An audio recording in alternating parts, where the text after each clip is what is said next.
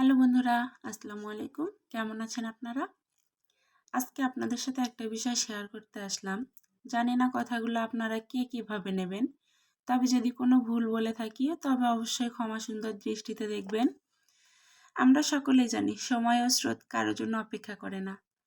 তাই অতীতে আমরা কি করেছি বা কি করলে ভালো হতো সেই সব কথা বর্তমানে চিন্তা করে সময় নষ্ট না করে বর্তমান সময়কে কাজে লাগিয়ে বা বর্তমান সময়ে কঠোর পরিশ্রম করে ভবিষ্যৎকে ভালো করতে পারি। কারণ কেউ না কোনোদিন একবারে বড় হয় না, তাকে ছোট থেকেই তিলে তিলে বড় হতে হয়। আর বড় হওয়ার পর সেই ব্যক্তি যদি নিজের অতীত অবস্থানটাকে ভুলে যায় তবে তার ভবিষ্যতে পতন নিশ্চিত।